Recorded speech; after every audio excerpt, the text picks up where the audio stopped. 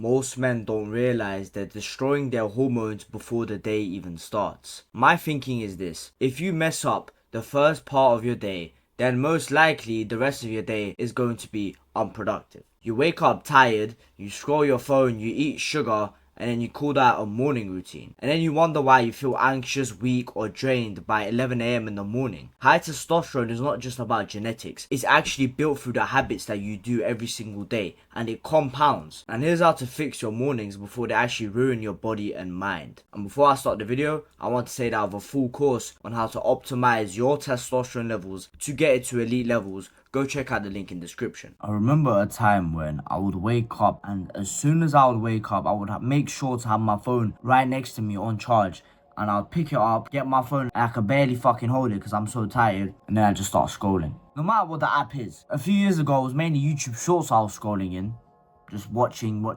for a good at least 40 minutes after I woke up. And the worst part about this is, since you're so used to waking up and watching it, your sleep actually gets worse. Forget the fact that it's bad for your attention span and everything. When you wake up and you immediately do a bad habit that's pleasurable, your mind associates wakefulness with that bad habit. So you end up actually having worse sleep on top of that. So I'll wake up, I'll do all of that. And then even sometimes, I'm gonna be honest with you guys, I would wake up, scroll, and just fap. Literally like 2 days of the week I would do that. I know it will make my day worse, I know I feel like shit, but I didn't care. I would just do it anyway. I'm being very transparent with you guys right now. It was not a good time in my life.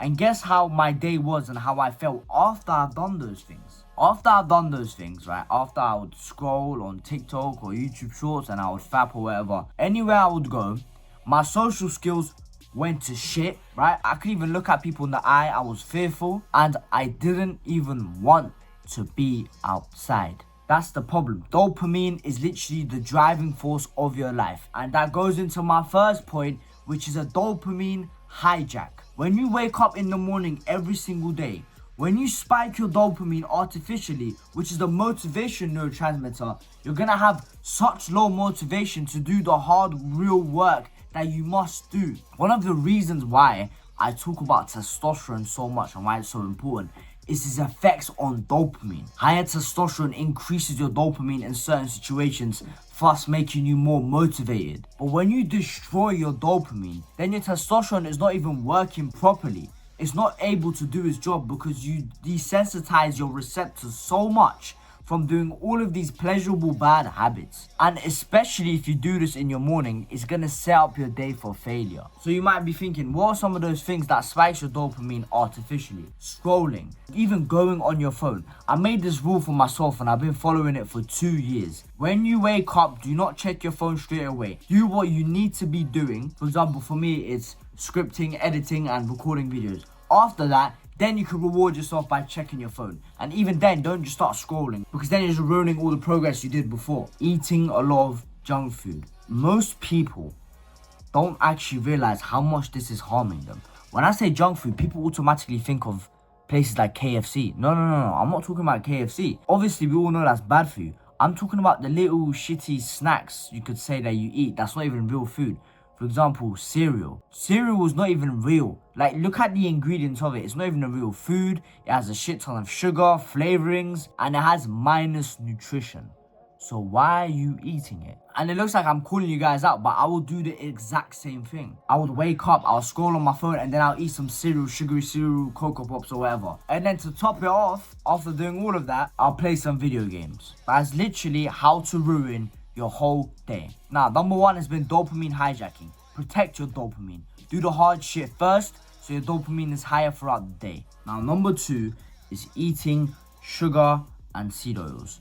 Now, I know I mentioned this in the dopamine one, but that is for a completely different reason. You see, eating sugar spikes dopamine and then drops it below baseline, and then you feel like shit. But the thing is, when you eat the sugar and the seed oils, like if you, let's say you don't eat cereal, but you're gonna eat some processed food from the fridge, maybe some frozen breakfast or a sandwich that you got from Sainsbury's or Co-op or whatever the fuck.